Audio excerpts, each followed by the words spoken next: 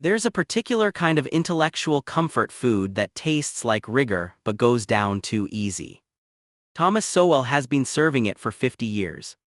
Here's what he actually argues: stripped of the oracular delivery, markets process information better than central planners, good intentions produce bad outcomes, and trade-offs are real. All true. All also things you could learn from a decent undergraduate economics course. The question isn't whether these insights are correct. It's whether repeating them loudly for half a century, in book after book aimed at dismantling every left-adjacent policy proposal ever floated, constitutes a body of thought or just a very consistent op-ed column. Take his analytical method.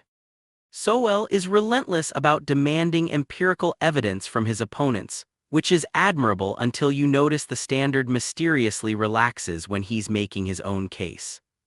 Black rednecks and white liberals argues essentially that a specific Scots-Irish cultural inheritance explains Black American poverty, a sweeping civilizational claim supported by the kind of selective historical anecdote that would earn a graduate student a very uncomfortable seminar.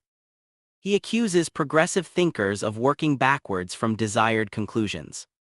He just happens to do it with footnotes. Then there's the trade-off framework, which sounds humble and clear-eyed until you realize it's doing something sneaky. Every intervention has costs, yes.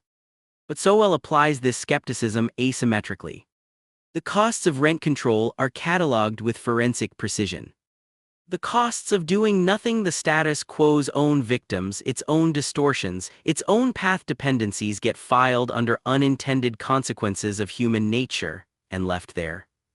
When your analytical framework reliably finds costs on exactly one side of every policy debate, across every domain for 50 years, that's not rigor. That's a conclusion wearing rigor's clothes. And this is where it lands, the thing that actually matters. Sowell built a career presenting himself as the dispassionate corrective to ideologically driven thinking. The unconstrained vision versus the constrained vision. Tragic choices versus the quest for cosmic justice. Clean binaries that always, without exception, place the sympathetic, reasonable person on one side and the naive utopian on the other. But that binary is itself a rhetorical move, not a finding. It does not emerge from the data. It precedes the data.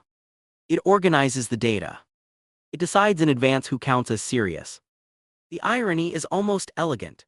A thinker who made his name warning about the dangers of intellectuals who think they know better than markets and traditions spent 5 decades telling you exactly how to think about every major social question, packaging certainty as humility, advocacy as analysis, and ideology as economic science.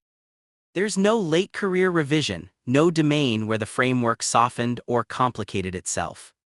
Just the same argument sharpened to a finer point, aimed at the same targets. Consistency like that isn't intellectual honesty. It's a tell.